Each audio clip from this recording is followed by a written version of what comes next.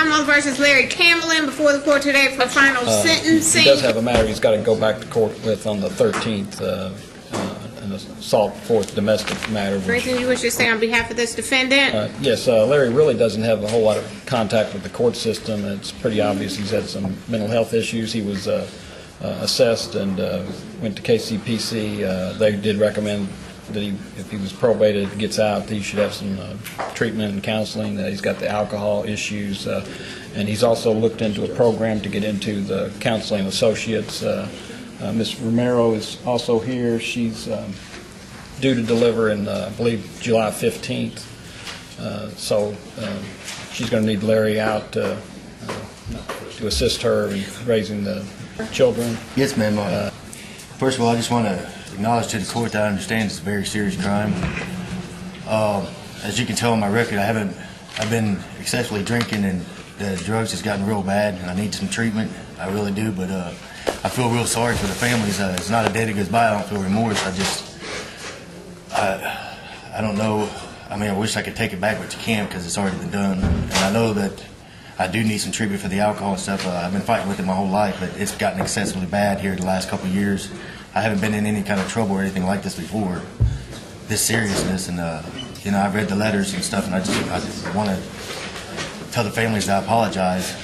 And, you know, it wasn't intentional, but I know it's a bad crime, and I do apologize.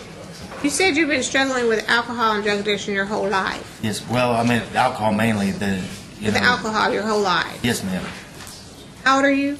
Almost 40, 38. And you've done nothing about it up to this time? You're lucky you're standing here not charged with a manslaughter charge. Yes, ma'am. Based on what happened that night. Because someone in another division who did the exact same thing as you, his victim wasn't so lucky. And he died. I believe this sentencing was previously set and you didn't show up for your PSI. Well, I should have. They told me to. I made a couple appointments and then we did. And then we never got in contact, but then they told me to come over on that day, but I didn't have a time, but we made it at 1 o'clock. I've been doing this for 7 years. Okay. And the Department of Probation and Parole always gives you a date and a time to show up. And I told you when you pled guilty that it was your duty and responsibility to call and make an appointment. An appointment is a date and time. Yes, ma'am. You didn't do that, so you didn't follow those instructions.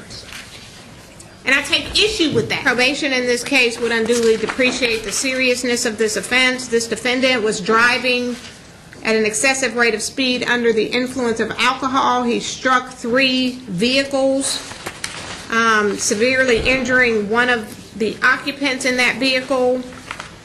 And the court believes that probation must be denied in this case for that reason, the serious nature of this offense and the defendant's admitted alcoholism and his failure to date to get treatment for that. The court is going to sentence the defendant on count 1, assault in the 2nd degree, to 5 years. Counts 2 and 3, assault in the 4th degree, to 12 months.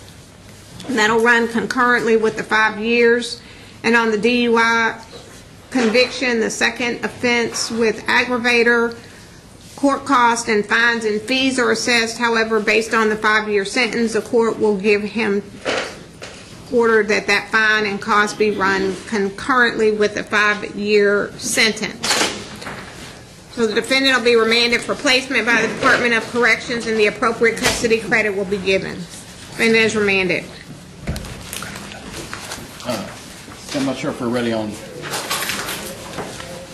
Ready on who? Okay.